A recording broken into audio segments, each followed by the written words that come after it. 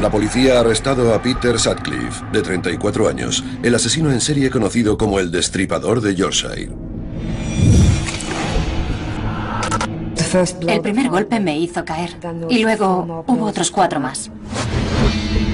En 5 años, Sutcliffe asesinó brutalmente a 13 mujeres. Al tocar el cráneo notabas que tenía fracturas múltiples. Y alegó que llevaba a cabo una misión divina. Estaba convencido de que Dios le había encomendado la misión divina de acabar con el mundo de la prostitución. Aparentemente tenía a la policía a su merced. Siempre se escabullía y siempre iba un paso por delante. Esta es la extraordinaria historia de cómo se atrapó al asesino en serie más conocido de toda Gran Bretaña. Sembró el terror en toda la comunidad.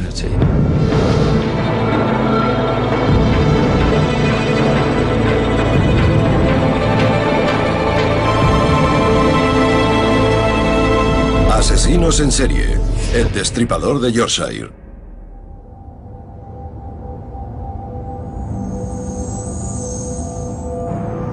Leeds, 1975. Aparece el cuerpo de una mujer no identificada en un campo en el corazón de la ciudad. Es la 4ª prostituta asesinada que constata la policía ese año. Pero este caso es diferente. Hay algo en las lesiones que preocupa al profesor Mike Green, patólogo forense. La característica más importante era que había recibido 1 o 2 golpes en la parte posterior de la cabeza, más o menos por aquí. Y una vez la víctima estaba inmovilizada, le causaba otras lesiones. Estos son puñaladas. Tenían una forma poco habitual. Pero lo que era menos frecuente era que todas estas heridas mostraban reinserción. Y esta es una de las muchas cosas que hacen que este caso fuera diferente de un homicidio típico. La verdad es que nunca había visto algo parecido y no creo que mucha gente lo vuelva a ver. La víctima es Vilma McCann, de 28 años. Vivía a escasos metros del campo en el que se halló su cuerpo. El recuerdo de aquel día permanece vivo en la memoria de su hijo Richard. Un agente nos sentó y nunca olvidaré sus palabras. Tu mamá se ha ido al cielo y no vas a volver a verla. Tenía 5 años y me quedé destrozado. En las semanas posteriores nos enteramos de que la habían atacado en la parte de atrás de la casa, en ese campo. Alarmada por la brutalidad del ataque, la policía de West Yorkshire abre una línea de investigación. Pero el asesino de Vilma McCann sigue sin aparecer.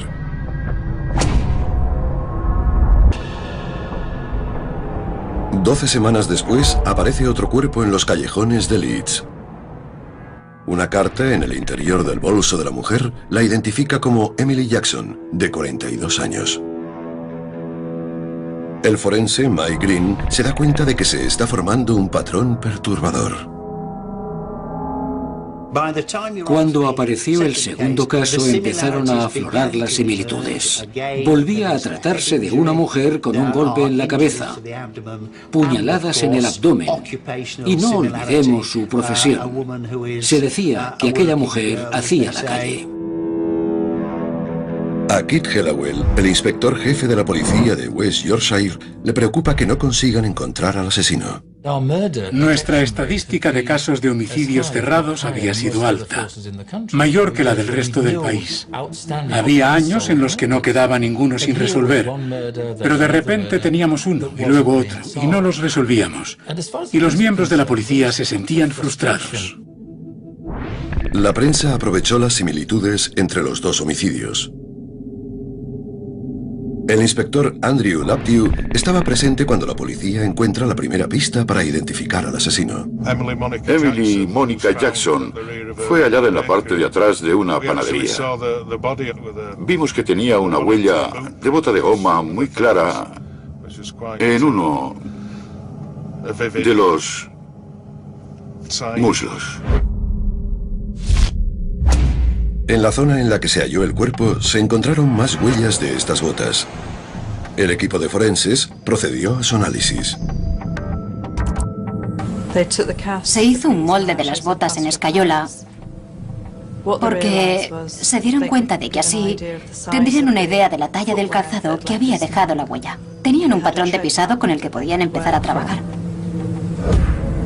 Cuando el equipo de forenses descubre que la huella pertenece a una bota de trabajo de la talla 40, sospechan que el homicida puede ser un obrero.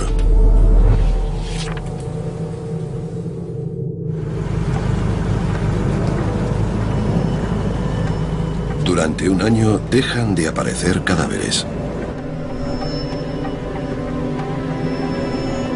El rastro desaparece y se deja de hablar de un asesino en serie. ¿Se te ocurre a dónde podemos ir? Pero solo es la calma que precede a la tormenta. Asesinos en serie. Asesinos en serie.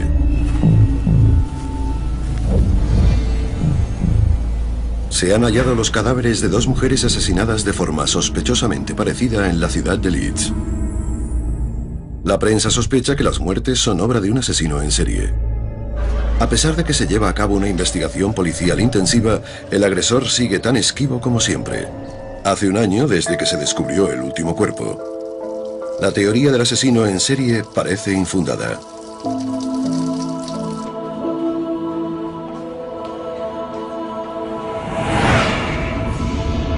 Pero todo está a punto de cambiar. Round Hay Park, un oasis al norte de Leeds.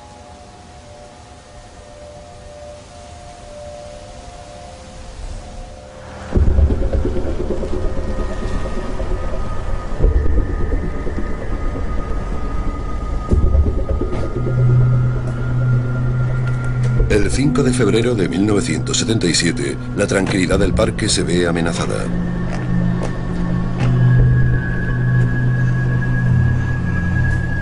¿Estás bien, cielo?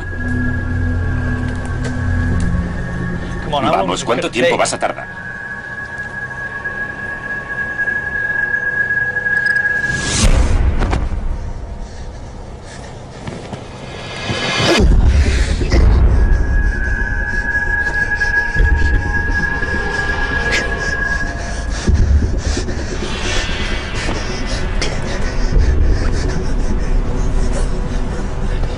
Para el patólogo Mike Green, las lesiones son preocupantemente similares a las de los dos homicidios anteriores.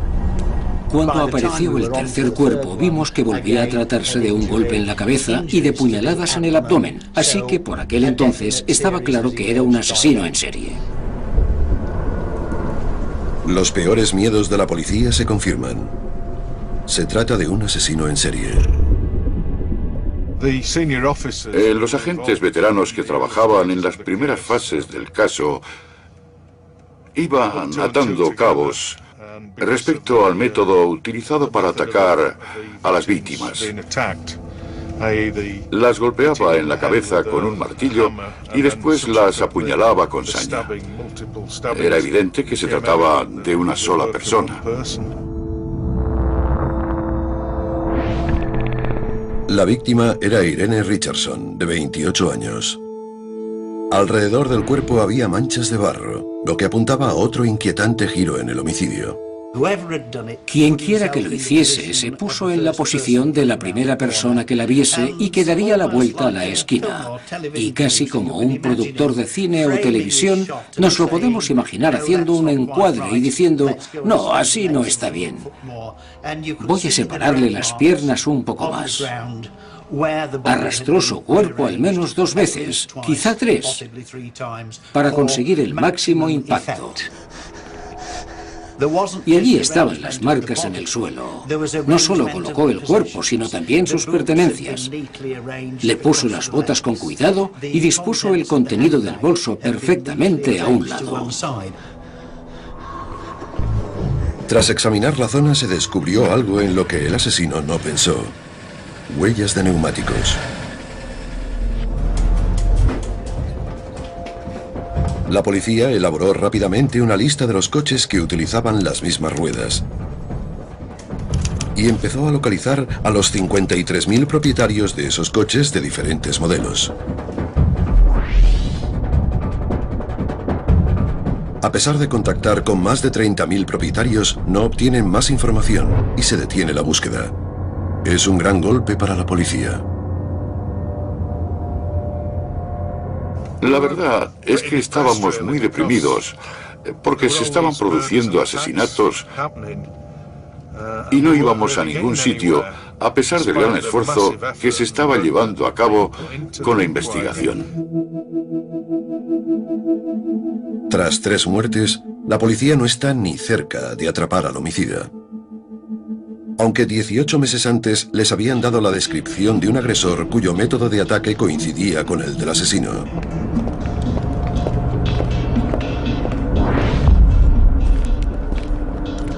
Tracy Brown, una niña de 14 años, vuelve a casa después de clase cuando se le acerca un hombre.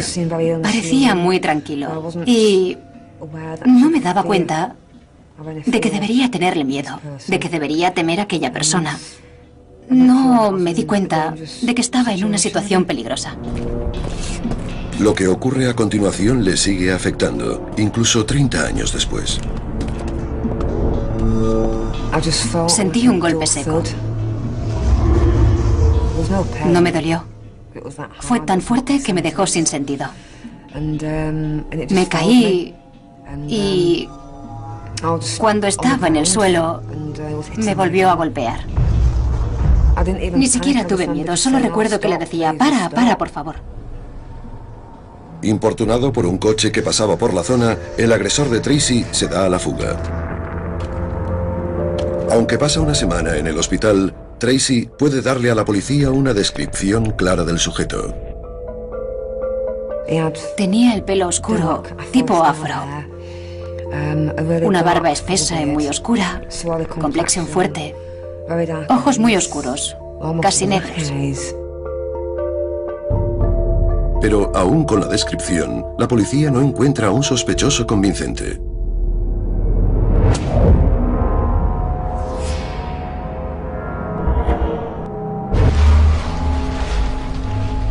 En la primavera de 1977 se descubre el cuerpo de una cuarta mujer.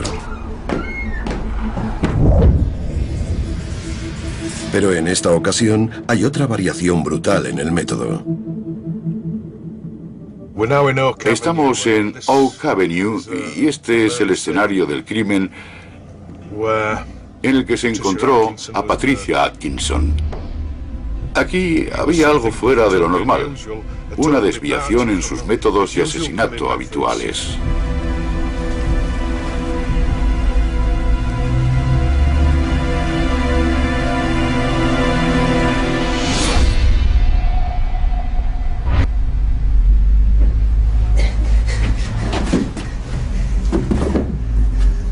Es la primera vez que se encuentra un cuerpo en el interior. Y el ataque muestra indicios de una violencia que va en aumento. Las lesiones de la cabeza eran muchísimo más graves. Bajo la piel, el cráneo era como una bolsa de canicas, como solemos llamarlo.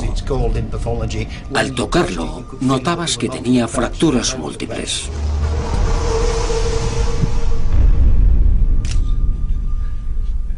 En las sábanas de la cama del piso de Patricia Atkinson, la policía descubre la huella de una bota ensangrentada que se corresponde con las huellas halladas en el escenario del crimen de Emily Jackson. Pero aparecen más pruebas.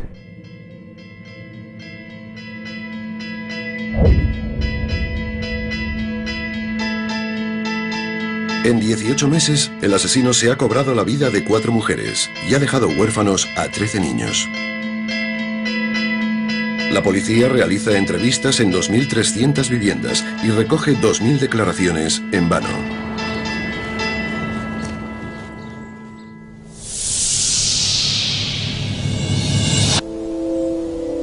Nueve semanas después, el cuerpo de una chica de 16 años, llamada Jane McDonald, aparece en un parque infantil. Su muerte acabará por alterar la percepción pública de los asesinatos. Creo que, tanto para mí como para el resto de la sociedad, todo cambió cuando apareció Jane McDonald, porque era aparentemente una víctima inocente. Por lo que yo sé, todas eran inocentes, pero la policía y los medios lo dieron a entender porque era una niña de 16 años. Aquel hombre mataría a cualquiera. La noticia del asesinato de Jane McDonald extiende la alarma por todo el norte. Este hombre sembró el pánico en la comunidad, porque no sabíamos quién era, porque no sabíamos dónde atacaría. Todo el mundo tenía miedo.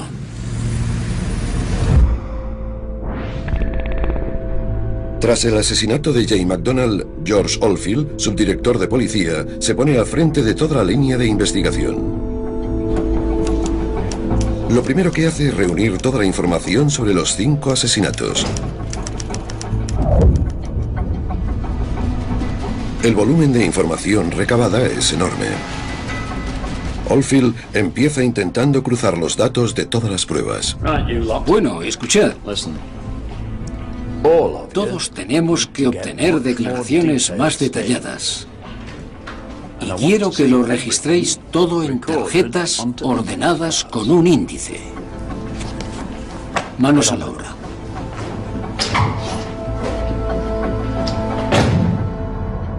Pero el sistema de tarjetas demuestra ser inadecuado para gestionar tantos datos.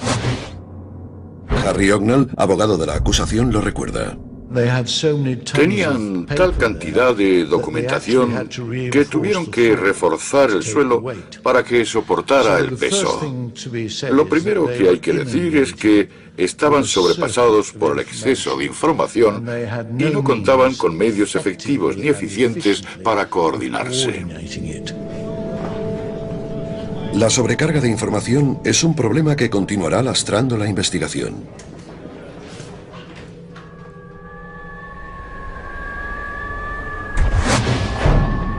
La 6ª víctima del asesino se encuentra en una parcela cercana a un cementerio de Manchester. El cuerpo corresponde a Jean Jordan, de 20 años.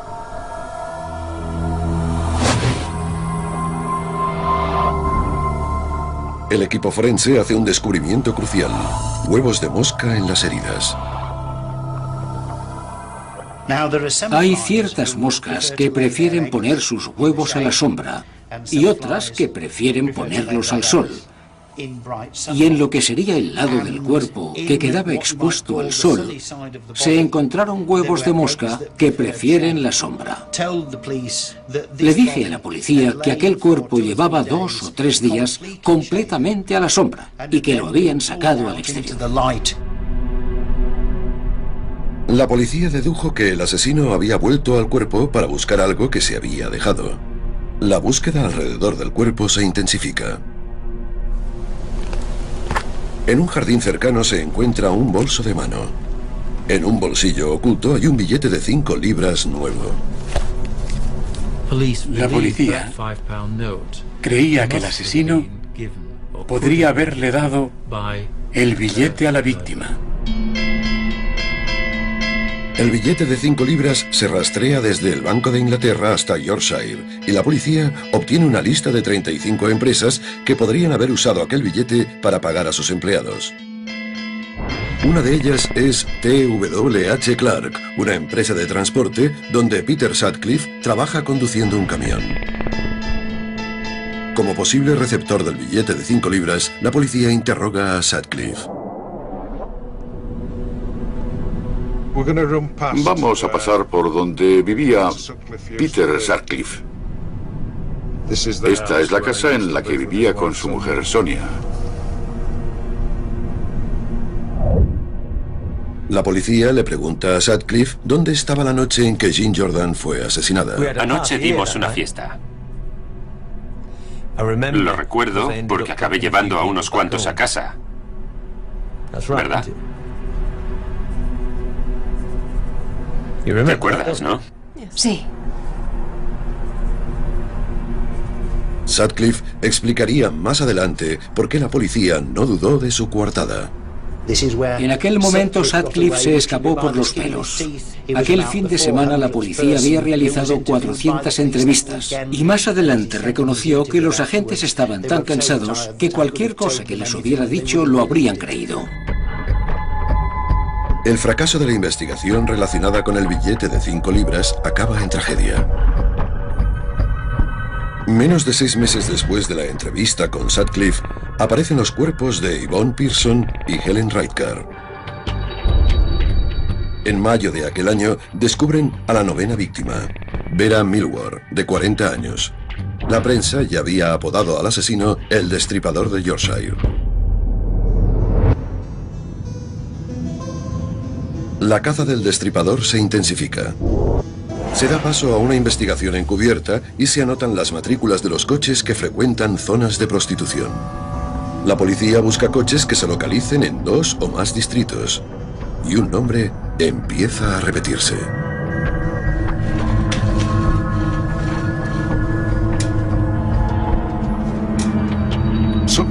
Sutcliffe había sido avistado en zonas de prostitución 3 veces en Leeds, una en Manchester y muchas veces en Bradford, unas 17 veces. ¿Otra vez? Los invitaría a sentarse, pero... ¿Nos disculpas un momento, cariño?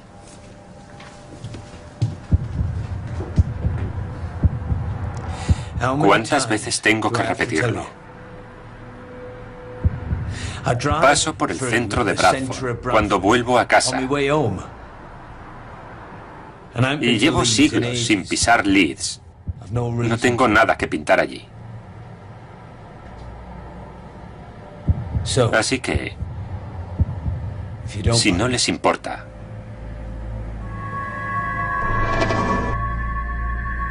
La policía no queda satisfecha con las respuestas de Sutcliffe y concierta otra entrevista. Pero cuando aparece el cuerpo de Josephine Whittaker, secretaria de una constructora, la entrevista se cancela. Parece que la operación en la zona de burdeles fracasa.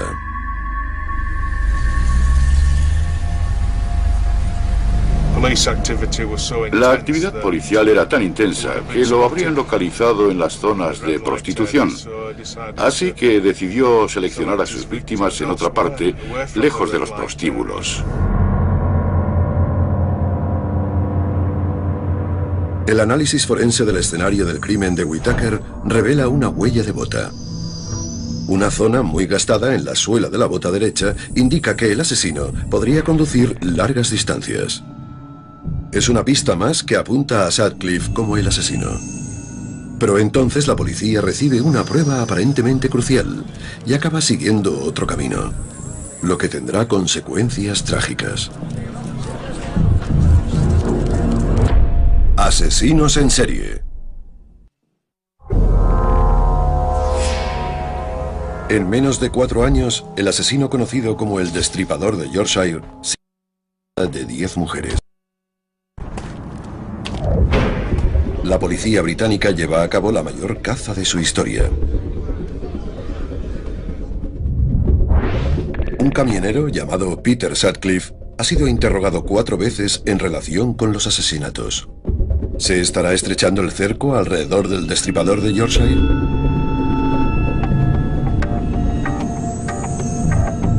En junio de 1979, el jefe de la investigación, George Oldfield, recibe una cinta de un hombre que afirma ser el asesino. Me llamo Jack. Veo que no habéis tenido suerte para atraparme. Te tengo mucho respeto, George. Como tiene un acento típico del norte de Inglaterra, lo llaman Wearside Jack. Tienen que tomar una decisión muy importante. ¿Creemos que es el hombre que buscamos y vamos a por él? ¿O suponemos que es un engaño y lo ignoramos? Llevamos 4 años esperando que haga una tontería y ya lo ha hecho.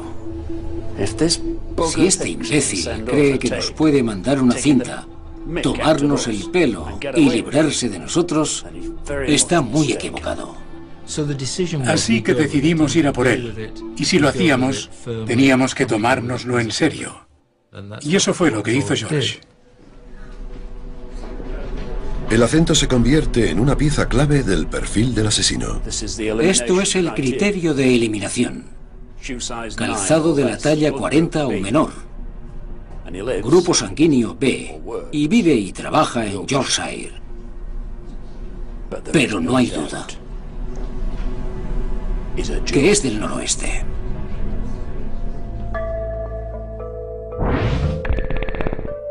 Gracias a la cinta, la policía inicia una campaña publicitaria a nivel nacional.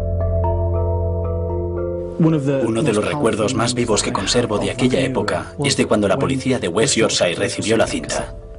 Me llamo Jack y no estáis ni cerca de cogerme, aunque haya empezado esto hace 4 años. La escuché una noche y pensé, Dios mío, ese es el hombre que mató a mi madre y me va a matar a mí también. Y aquel recuerdo escalofriante me persigue desde entonces. La policía recibe instrucciones de continuar con las entrevistas para tomar nota de los acentos de los hombres interrogados. Andrew Laptew va a interrogar a Peter Sutcliffe. Le explicamos qué queríamos y nos invitó a pasar a su salón. No sé por qué no dejan de molestarnos. Mis compañeros de trabajo han empezado a llamarme destripador. Y ya me estoy cansando. En aquel momento intentábamos romper el hielo con Sonia. Es tu oportunidad para librarte de tu marido, si quieres. Normalmente la gente reacciona, se ríe o algo así. Pero Peter Sutcliffe y Sonia no dijeron nada. No contestaban nada, ni una risa. Me pareció un poco extraño. ¿Nos traes una taza de té?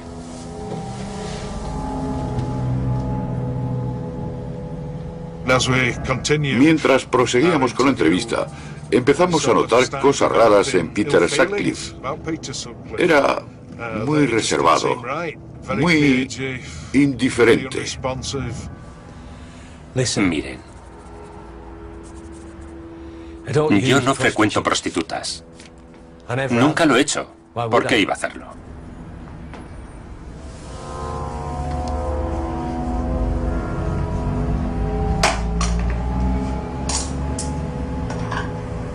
Cuando empezamos a analizarlo en profundidad, empezaron a sonar determinadas alarmas, como su aspecto, que encajaba perfectamente con la descripción.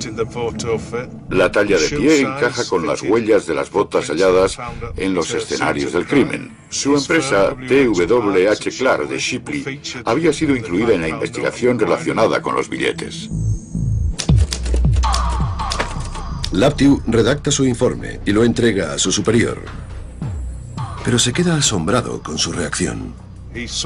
Lo descartó al momento. Me quedé hecho polvo, pero no porque me hubiera rechazado, sino por la forma en que lo hizo, dejándome quedar como un idiota. Y aquello fue lo peor. Y supongo que la razón fundamental para rechazar mi informe era que el sospechoso no tenía acento del noroeste.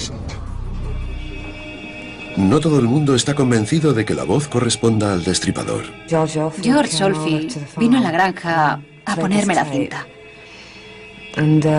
Recuerdo que la escuché y le dije, no es él.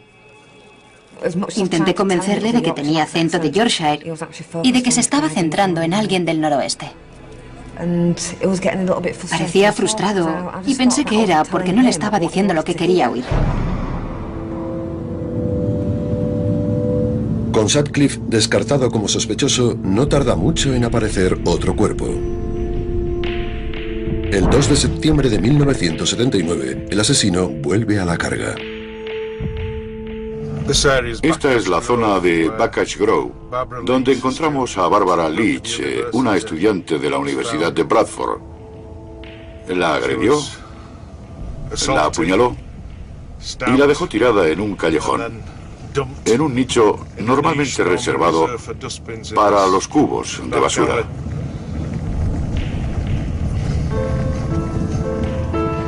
Otra víctima inocente. Es un gran revés para la policía.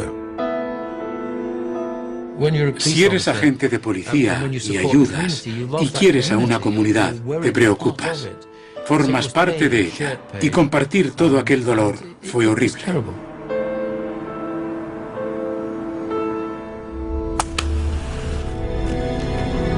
La presión crece por momentos y la policía de West Yorkshire pide ayuda exterior.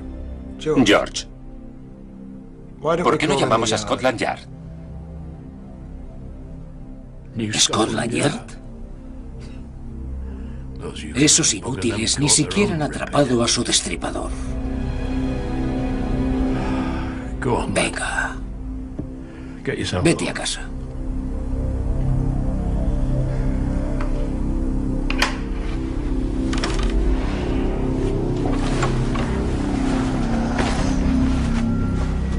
A George Oldfield, aquella enorme responsabilidad le estaba pasando factura. La enorme cantidad de información que recibía era extraordinaria y era imposible que una sola persona lo soportara. Creo que trabajaba en el caso 24 horas al día. La investigación ha perdido el rumbo. Oldfield es destituido de su cargo y las cintas de Weird Side Jack quedan descartadas.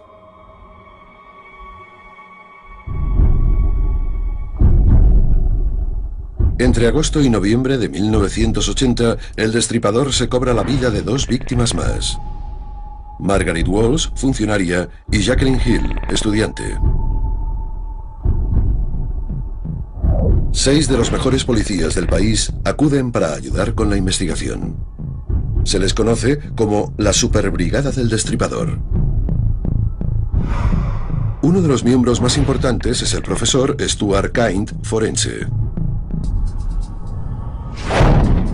Usando los conocimientos adquiridos en las fuerzas aéreas británicas, Kind idea una técnica totalmente nueva para dar con el destripador. Al cruzar los datos de los lugares y las horas de cada ataque, Kind concluye que probablemente el asesino sea de Bradford, la ciudad en la que vive Peter Sutcliffe.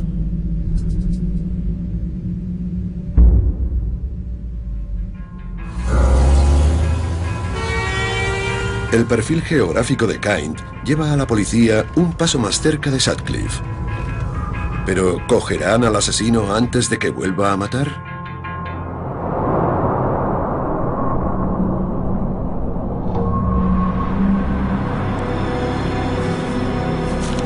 El 2 de enero de 1981, el sargento Robert Ring y el agente Robert Heights hacen un control rutinario en una zona frecuentada por prostitutas.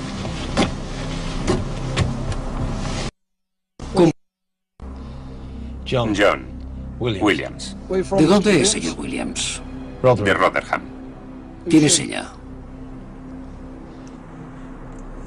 Mi novia. ¿Cómo se llama? No lo sé, no hace mucho que la conozco. ¿Está de broma? ¿Le parece que haya caído de un árbol de Navidad? Espere aquí. Cuando comprueban la matrícula, ven que los datos no coinciden con el coche ni con el conductor. La matrícula es de un Skoda y usted no parece ser el señor Kahn. Voy a proceder a arrestarlo. Salga. Tú quédate ahí, cielo.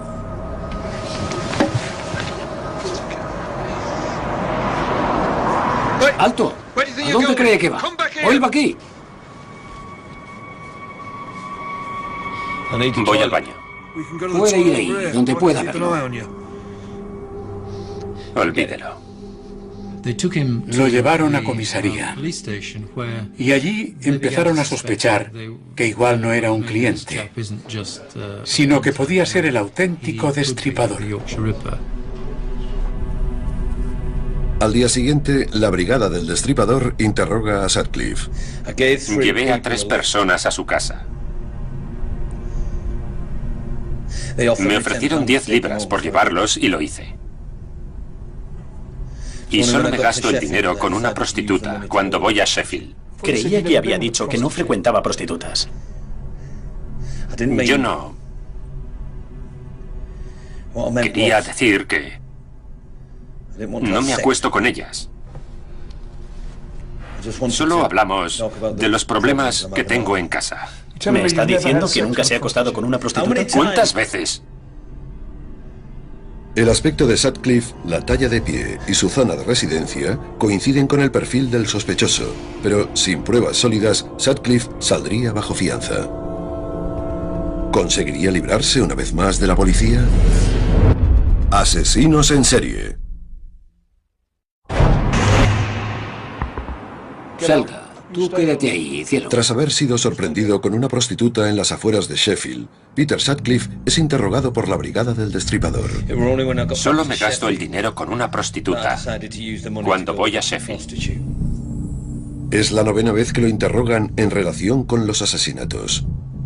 Pero a menos que encuentren una prueba de peso, tendrán que dejarle marchar.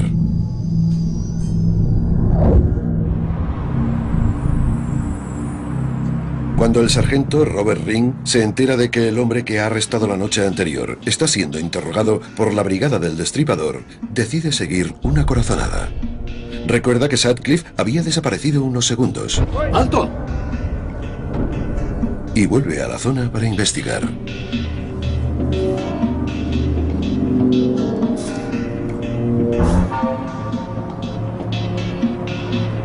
Resulta ser una decisión de vital importancia.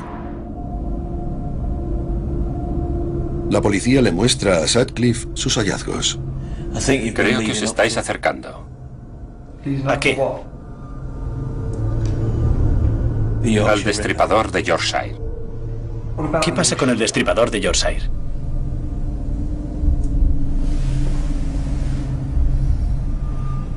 Soy yo.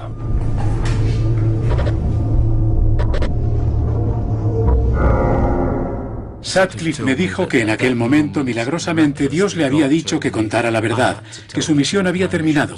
Esa fue la versión de Sutcliffe. Quiero contaros lo que he hecho. Me alegro de que haya acabado. De repente nos sacamos un gran peso de encima. Nos sentimos liberados, porque por fin había terminado todo aquello. Habíamos atrapado a aquel hombre y habíamos cerrado un capítulo. Estábamos eufóricos. Cuando me enteré de que Peter Sutcliffe era el destripador de Yorkshire, se hace muy difícil describir cómo me sentí. Pero fue como una puñalada en el corazón, para ser sincero. Yo había interrogado a Sutcliffe, pero él había seguido matando a mujeres, y eso es algo con lo que tendré que cargar el resto de mi vida. Al fin la comunidad podía descargar su furia contra el asesino.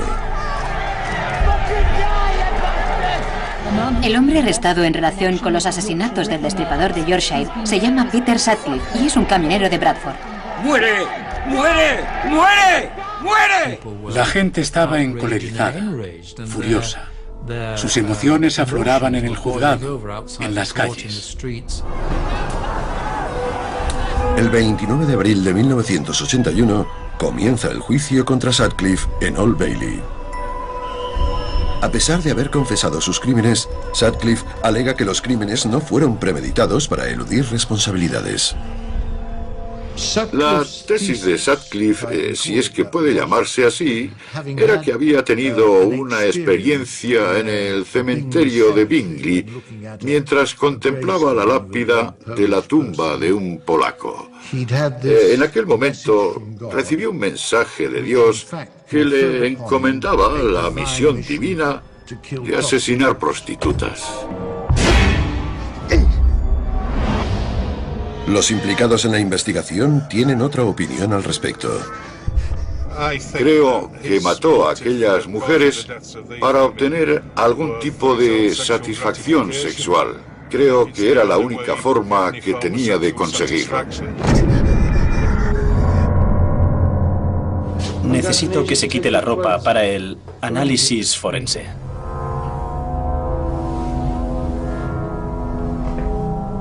La idea de que Sutcliffe es un depredador sexual queda reforzada con la extraña prenda que llevaba en el momento de su detención.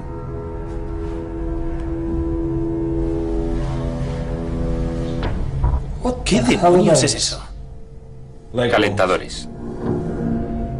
Los calentadores de Sutcliffe estaban hechos con un jersey de cuello en pico que los utilizaba para protegerse las rodillas mientras los genitales quedaban al descubierto. Esta prenda, según he entendido, demostraría que las agresiones, y en algunos casos, muchos de ellos, los asesinatos eran premeditados porque se masturbaba sobre sus cuerpos. El juicio contra el destripador de Yorkshire se prolonga 14 días. La exoneración de responsabilidad fue denegada y el jurado lo declaró culpable de 13 casos de homicidio. Sutcliffe es condenado a 20 cadenas perpetuas. Creo que todo el país quería que fuese condenado, encerrado de por vida. Y sospecho que a gran parte de la población, especialmente en Yorkshire, le hubiera gustado verlo colgado. Y eso era lo que yo pensaba, que deberían haberlo colgado. Pero para la policía, la euforia no dura demasiado. Aparece un informe que ridiculiza los 5 años que la policía había dedicado a la investigación.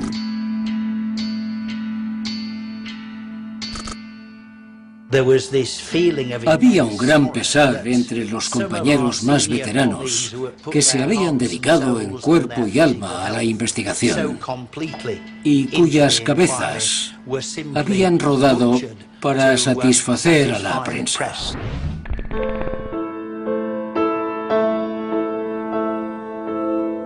El informe acaba definitivamente con la carrera de George Oldfield. 2 años después de jubilarse, Oldfield fallece con solo 61 años.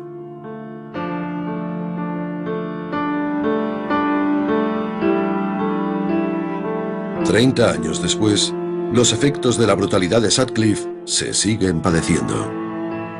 ¿Por qué me hizo aquello? ¿Qué le pasaba por la cabeza? ¿Cómo se sentía? ¿Tiene remordimientos por lo que hizo? No solo por mí, sino por todas las demás. ¿O es que no tiene nada dentro y es simplemente malvado? He visto cómo ha afectado a mi familia, a mis hermanas, sobre todo a Sonia, la mayor, que creía que no merecía sobrepasar la edad de mi madre, que murió a los 28. Cuando Sonia los cumplió, se puso peor porque creía que no merecía vivir. Y desgraciadamente, Sonia se suicidó en diciembre. Las pasadas Navidades y... todo eso se lo achaco a lo que hizo Peter Sutcliffe la noche que mató a mi madre. En 2006, John Humble, de 50 años, admitió haber enviado las cintas falsas y fue condenado a 8 años por obstrucción a la justicia. Más tarde, Peter Sutcliffe le confesó a Keith Hallowell que había agredido a Tracy Brown. En 1984, Sutcliffe fue transferido al Hospital Psiquiátrico Penitenciario Bradmoor, donde permanece hoy en día.